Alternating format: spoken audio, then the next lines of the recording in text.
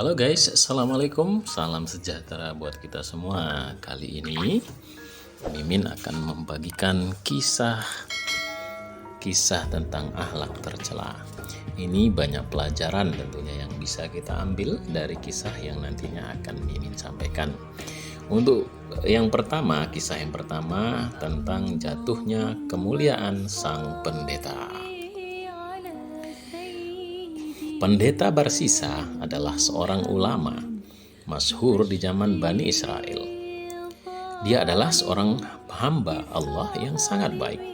Bahkan selama 220 tahun, dia tidak pernah melakukan maksiat sedikit pun. Begitu masyhurnya sampai jumlah santrinya mencapai 60.000 orang. Dan berkat kebaikan ibadahnya, maka mereka mampu terbang atau berjalan di udara. Ketinggian ibadah pendeta Barsisa ini menjadikan para malaikat terkagum-kagum. Namun Allah Subhanahu wa Ta'ala berfirman kepada para malaikat, "Mengapa kalian mengagumi ibadah yang dilakukan Barsisa? Ketahuilah bahwa Aku Maha mengetahui atas apa yang tidak kalian ketahui. Barsisa nantinya akan menjadi kufur dan masuk neraka selama-lamanya lantaran ia meminum arak." Firman Allah kepada malaikat ternyata didengar oleh iblis. Maka ia berbangga hati bahwa dirinya lah yang akan menghancurkan kemuliaan Barsisa.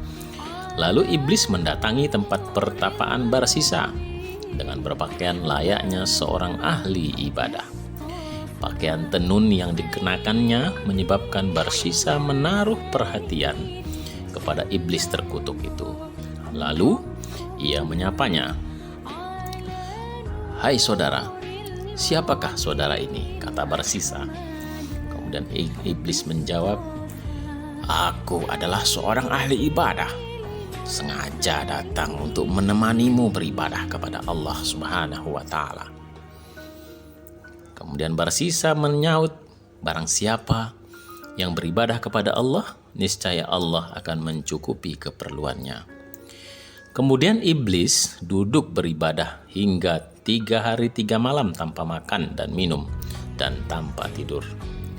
Barsisa berkata, "Wahai saudara, betapa hebatnya kau ini.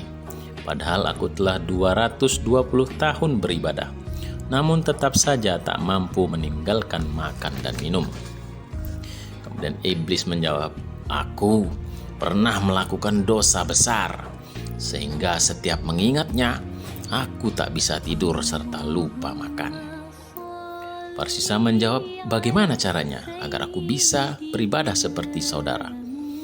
Iblis menyahut, "Untuk sementara waktu, tinggalkan pertapaanmu ini. Kerjakan perbuatan maksiat, lalu bertaubatlah. Sadarilah bahwa Allah Maha Penyayang. Jika kau telah berbuat maksiat, maka otomatis taubatmu akan kau lakukan secara sungguh-sungguh. Dan kau juga merasa betapa manisnya beribadah." Barsisa kemudian bertanya, "Apa yang harus aku lakukan?" Iblis menjawab, "Zina." Barsisa menjawab, "Tidak mungkin itu aku lakukan." "Kalau begitu," kata iblis, "teguklah arak hingga mabuk. Niscaya pendeta Barsisa akan mampu melakukan apa saja." Barsisa kemudian menyaut kembali, "Di mana aku bisa mendapatkannya?" Iblis menunjuk, "Pergilah ke desa ini." Kemudian pendeta Barsisa pergi ke desa yang ditunjukkan oleh iblis. Di sana ia bertemu dengan seorang wanita cantik, lalu membeli arak dan menenggaknya hingga mabuk. Dan pada saat mabuk itulah akhirnya dia berbuat zina. Kisah perzinaan ini cukup panjang dan bisa kita baca pada versi yang lain dalam buku ini insyaallah.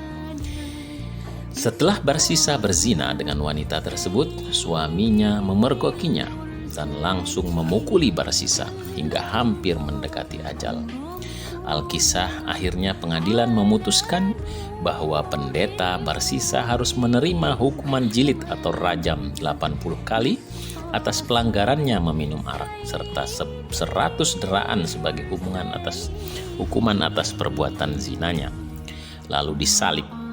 Saat tubuh Barsisa berada pada tiang gantungan untuk disalib, iblis datang lagi menyerupai manusia seraya bertanya, "Hai Barsisa, bagaimana keadaanmu sekarang?" Barsisa menjawab, "Barang siapa yang berteman dengan seorang penjahat, maka demikianlah balasannya." Lalu iblis berkata, "Ketahuilah Barsisa, akulah iblis yang 220 tahun menggodamu, dan baru sekali ini aku berhasil hingga kau berada di tiang gantungan ini. Tetapi kalau saja engkau menginginkan untuk turun dari tiang salib, niscaya akan kuturunkan." Barsisa kemudian berkata, "Apapun yang engkau kehendaki akan kupenuhi asalkan engkau menurunkanku." Iblis berkata, "Sujudlah sekali saja kepadaku." Kemudian Barsisa berkata, "Bagaimana aku bisa sujud sedangkan tubuhku tergantung semacam ini?" Kemudian iblis berkata, "Cukup dengan isyarat saja." Akhirnya Barsisa pun bersujud kepada iblis, yang berarti menyekutukan Allah atau musyrik. Dan begitu selesai mengisyaratkan sujud, ia langsung menghembuskan napas terakhirnya dengan status musyrik. Naudzubillah min zalik.